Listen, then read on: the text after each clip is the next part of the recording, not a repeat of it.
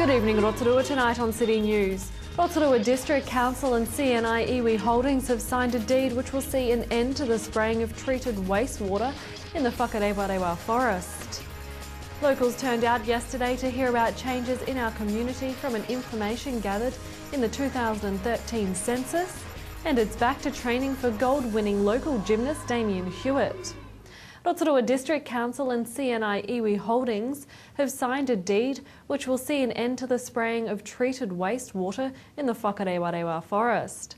Following years of clashing around the disposal of wastewater in the forest, both parties have now pledged to work together, a position they believe will strengthen their relationship and future outcomes for the Rotorua community. CNI Director Anaru Te Amo says the new leadership at Council has shown a new approach to working alongside iwi landowners. Mayor Steve Chadwick has described the signing of the deed as a significant day for Rotorua's future. The deed allows both parties to engage in good faith and sets out a timeline of actions to pursue a better wastewater alternative for Rotorua by 2019. Lakes DHB CEO Ron Dunham says more work needs to be done to encourage young mothers and expectant mothers to stop smoking. Health target results for the third quarter were released last week, and the primary care smoking target is at 66%, a long way off from the target of 90%. First of all, the hospital patients, nearly 100% of the hospital patients are given advice and encouraged to quit. We've still got some work to do in the community, so through general practice and some of the other health providers in the community. The numbers quite encouraging, I think. We're slowly getting there, it's improving. The one group that I would really feel we have a lot more work to do is pregnant mums. We are not making much headway in that group, so we've got to think a lot more about a different tactic. Locals turned out yesterday to hear about changes in our community from information gathered in the 2013 census. There was also a presentation on Te Kupena data gathered during the census. The data is the first survey of Māori wellbeing and collected information on a wide range of topics to give an overall picture of the social, cultural and economic wellbeing of Māori in New Zealand. But the purpose of today is really about giving back what was given to us. So if you think about it, at the end of the day, the information that we get is it's not ours, it belongs to the people who have given it to us, and it's right that we actually give it back. And so today has been covering off on some national highlights from the census. To cover everything is just a bit too much. So we did national highlights, and then we've broken it down to regional Rotorua, what's happening here in Rotorua in terms of population, age, sex, demographics, that sort of stuff here. So what we've done is we've advertised it widely. We haven't gone to any specific people, we've just actually put it out there over the networks in Rotorua. You obviously got really good networks here, and people have just turned up of their own volition, so it's aimed at the community. TV2 Police 10-7 filming crew was in Rotorua yesterday, filming a segment about the aggravated robberies at Jerome Superette and St Andrews Superette last month. Rotorua Police Detective Karen Staunton says they're hoping exposure on the show will help solve the crimes. She says at the moment the focus of the investigation was on the movement of 2 stolen vehicles, a silver Mazda Familia and a red Mazda. Police 10-7 screens on Thursday at 7:30 p.m. In sport tonight, it's back to earth and back to training for local gymnast Damien Hewitt, who along with 3 other gymnasts from Mig's Gym recently took part in the Australian National Gym Sport competition held last month. Top honours went to Damien, who was a member of the New Zealand team which won gold at the competition. Damien also won gold for his high bar, silver for floor and a bronze for vault. It was amazing. Facebook posts, people at school, everyone was just really supportive. Were happy for me. For some reason, like everyone found out about it. It was well known. It's really cool. It makes you pretty proud, eh? Yeah. Walking into the gym and seeing like all the posters around the place, it was a cool feeling. Yeah. Now, if there's any young person wanting to get into gymnastics, have you got a message for them? Stick to it. I mean, it's been a hard journey for me, but I mean, if you just keep going, have fun along the way, Now, obviously, this is a big stepping stone for a career. Where do you want to go? At the end of it, I hope to end up at the Commonwealth Games, Olympics, around probably 2020 Olympics. So yeah, hopefully it's work out for me. Yeah, that's about 6 years away. So how old are you now? 17. Yeah, so obviously a lot of work to put in between now and then. Remember, for program listings and to upload videos, check out our website tvrotorua.co.nz or head to our TV Rotorua Facebook page. Still to come tonight on City News, we visit Age Concern to find out about plans to raise awareness during this year's Elder Abuse Day. We cover the rodeo promotion in the City Focus, and we're at the official opening of the Rotorua Police Station by Police Minister Anne Polly.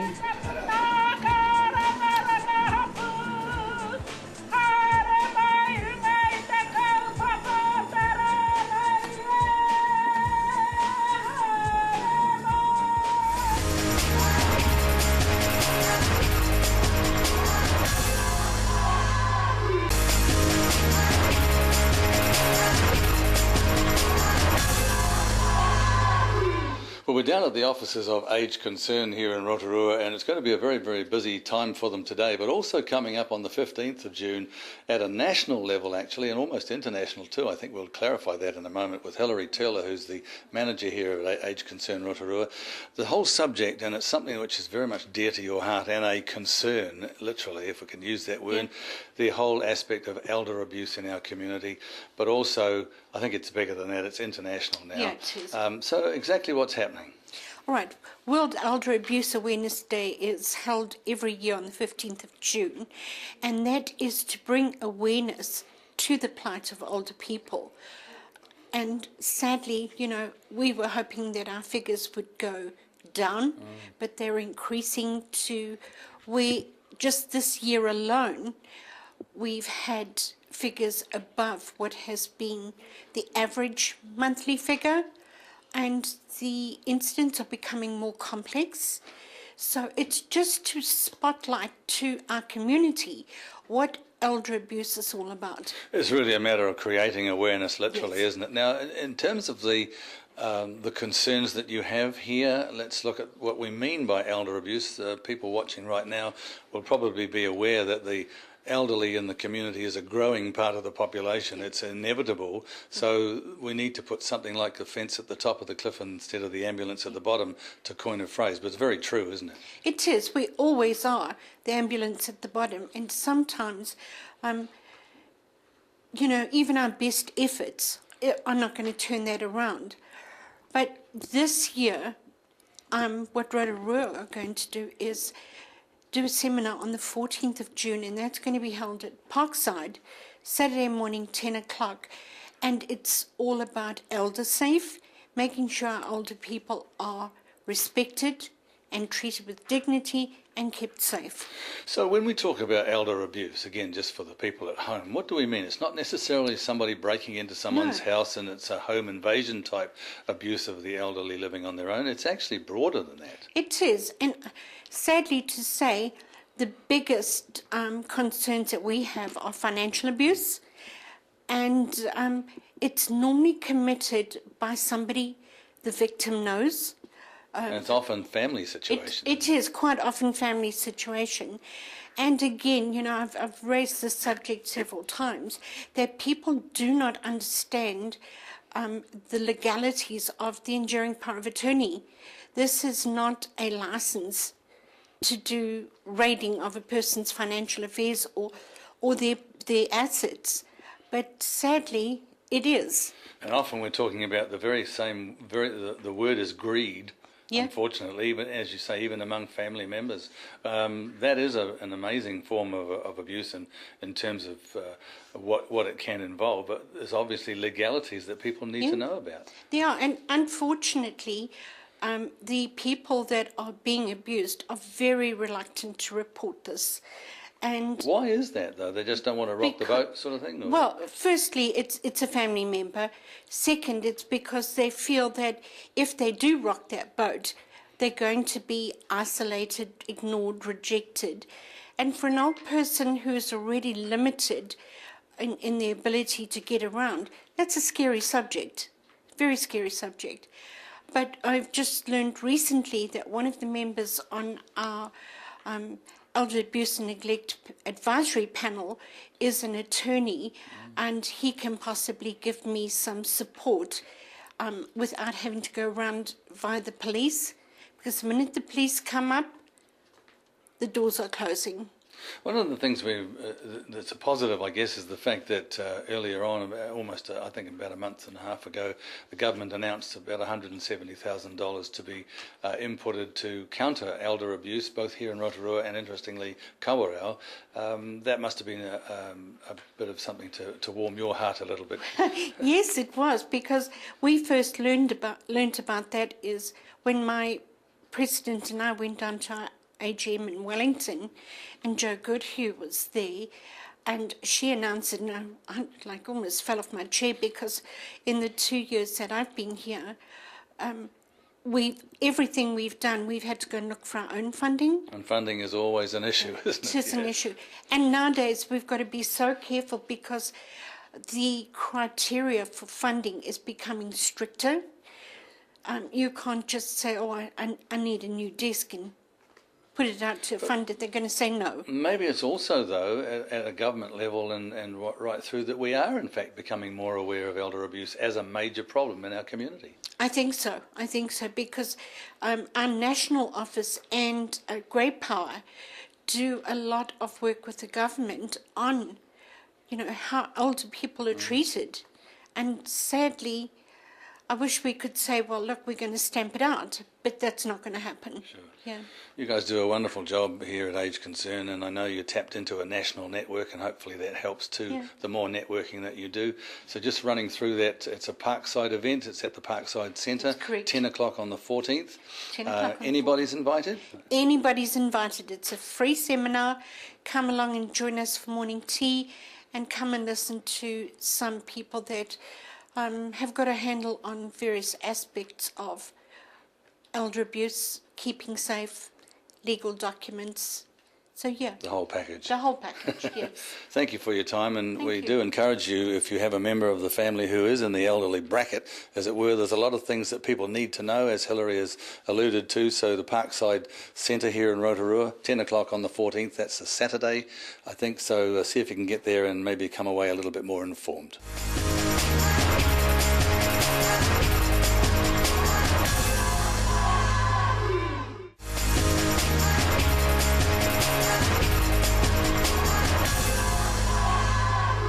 Well, live music, line dancers and rodeo cowboys, not the usual mix you'd find here on a winter's day at City Focus. So let's head on down and find out what's going on. All right, Lindsay, 50 years of rodeo in Ruafakaitu, that's a pretty big day to celebrate. So you guys obviously looking forward to it? Oh, certainly are, all right. Like, as I said, over the last 50 years, we've seen some excellent rodeos, and which has involved the church family for the 50 years. A very good effort by the church family. Now, obviously this is a fundraiser and you're raising funds for that specific event. How much are you looking for? To put a rodeo on takes $30,000.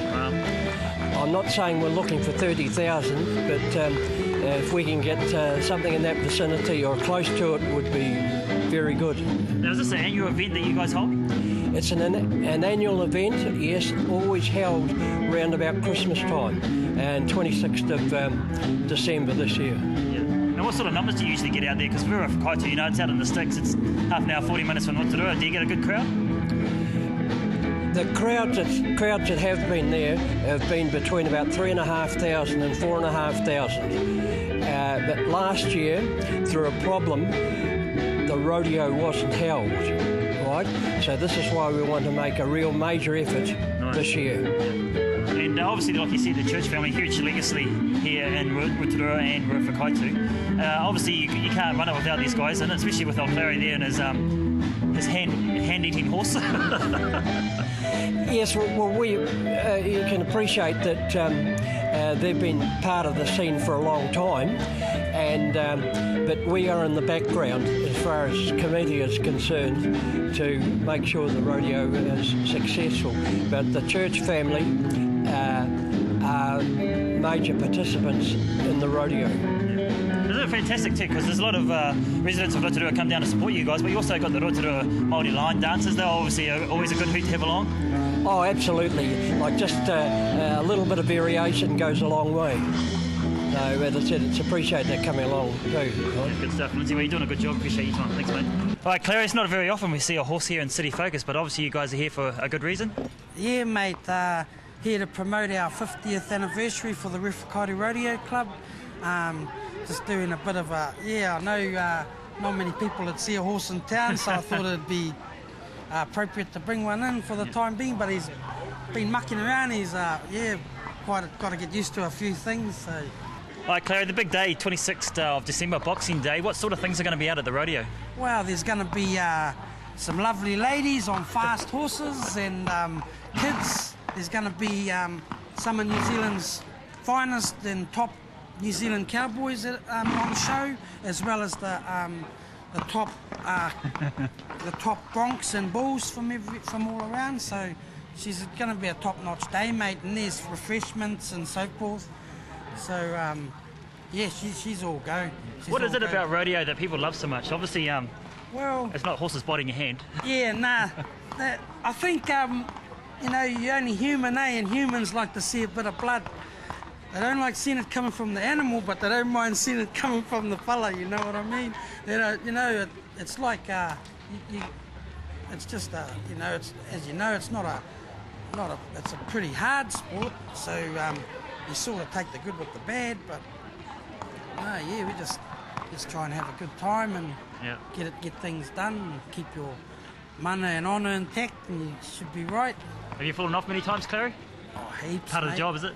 Yeah, it's like a skier. He doesn't bloody moan about getting wet, does he? You know, you're gonna get wet water skiing, so you know what I mean. I think you're nervous. Your horse is a bit nervous with me standing here. He's all right. He's good, mate. All right.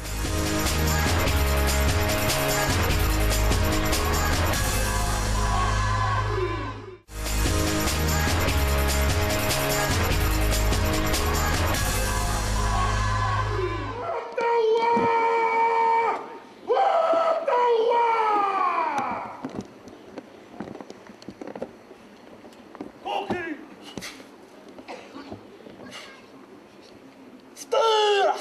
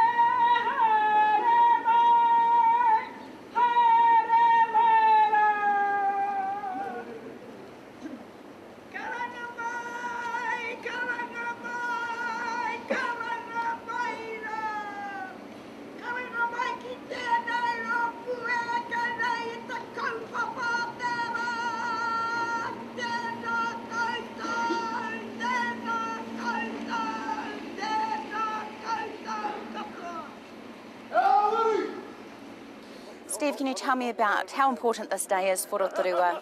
Well, this is very significant because it's not about a building, it's about a service for the people of the district and the region with the opening of this new building today, and it's a beautiful building, so it's an asset to our community, and it's quite a beacon really of safety for the community, but also she's a very beautiful building surrounded by this beautiful cloak, and they've taken great care here to show that this is about the community in which it lives, Te Arawa and the people of Rotorua, so this is a very big day.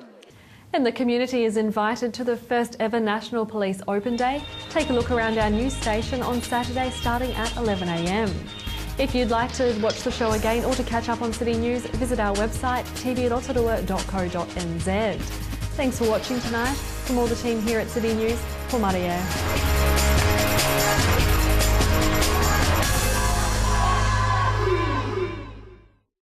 Supporting local content so you can see more of New Zealand on air.